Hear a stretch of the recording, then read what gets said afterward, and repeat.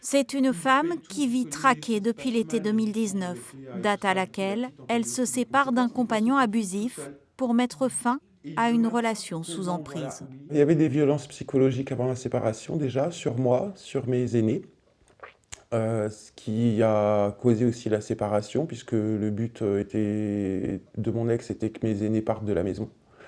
Ils étaient pas majeurs donc voilà. Donc on s'est séparés en août 2019 et depuis du coup, j'ai eu 2 incendies de voiture en 9 mois. J'ai eu, des voitures rayées, j'ai eu ma porte de jardin qui a été enfoncée plusieurs fois, j'ai été surveillé, plusieurs fois, voiture qui a Son été véhicule incendiée, est incendié devant chez elle, puis quelques mois plus tard, c'est un départ de feu sur sa nouvelle voiture, au travail cette fois. Malgré un sentiment de danger permanent, elle doit pourtant garder le lien avec son ex, qui a souhaité la garde partagée de leur fille de 4 ans.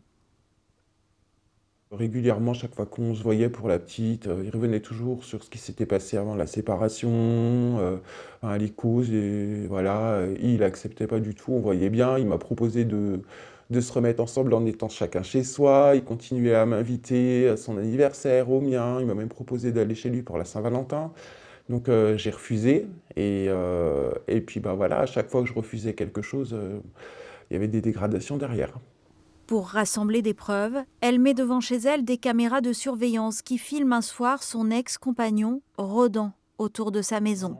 Mais quand elle va déposer plainte pour harcèlement, on ne prendra qu'une main courante. Et au printemps dernier, lorsqu'elle retourne à la gendarmerie pour évoquer cette fois des soupçons de violence sur sa fille de 4 ans, Quand je suis arrivé, on m'a dit: «Hop, hop, hop, on sait que vous êtes en conflit avec monsieur, attention les dénonciations mensongères, ça peut coûter très cher». J'avoue que là, la gendarmerie, quand je dois y aller, je suis comme ça.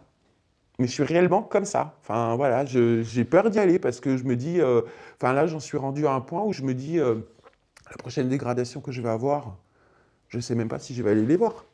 suite aux soupçons d'abus sexuels sur leur fille, l'ex-compagnon a été mis en garde à vue, mais dans l'attente de nouvelles expertises, la garde alternée est maintenue jusqu'à l'audience en juin prochain.